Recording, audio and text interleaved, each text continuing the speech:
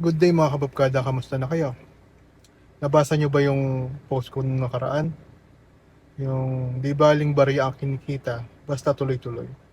Kasi mga kababkada, consistency is the key. Di baling maliit ang kita mo ngayon, basta tuloy-tuloy mo lang yan. Darating yung araw, lalaki din yan mga kababkada. Basta huwag kang bibitaw, huwag kang susuko. Kahit gaano kaliit man yung kinikita mo ngayon. Basta pinagpapaguran mo, galing sa malinis, ayos yan, goods yan.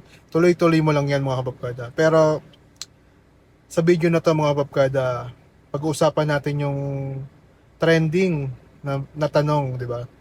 Narinig nyo ba yan? Ang daming lumalabas ngayon ng mga motivational speaker, di ba? Regarding sa business, sa life. Ang tanong nila, diskarte o diploma? Pero ang nakikita ko ngayon ng mga nagte-trending, sagot nila, diskarte. Binabaliwala nila yung diploma. Sabi pa nga nung mga napanood ko, na hindi naman ako sang-ayon. Sabi, kunin nyo na lang yung pang tuition fee nyo sa magulang nyo. Huwag ka na mag-aral. Huwag ka nang kumuha ng diploma. Mag-business ka na lang. Tama ba yan mga kababkada? Tapos, meron isang coach daw kuno. May in-interview siya na businessman. Nasagot ng businessman na in-interview niya. Sobrang laking businessman na niya. May 800 branch na yung company niya, yung franchise niya.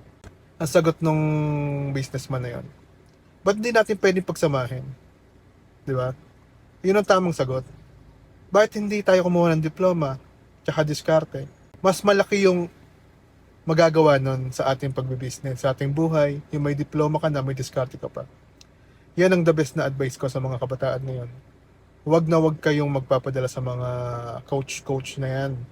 Mag-aral kayo mabuti, kumuha kayo ng diploma. Kasi malaki ang pagpapahalaga ko sa pag-aaral. Malaki ang nagawa nito sa buhay ko. Tapos, in-apply ako ng mga diskarte. Discarding natutunan ko sa buhay. Diba? Napakaganda. Kaya mga kababkada, sa mga kabataan, sa mga nag-aaral, tuloy-tuloy lang kayo. Hindi natin alam ang mangyayari. Basta magtiwala ka lang sa gagawin ng Diyos sa buhay mo. Hindi ka mabibigo. Sa Diyos ka kumapit, hindi sa mga coach kuno na to. Yan mga kababkada, maraming salamat. Piliin po natin yung mas mabuti. Piliin po natin yung sa tingin natin mai-apply natin sa buhay natin.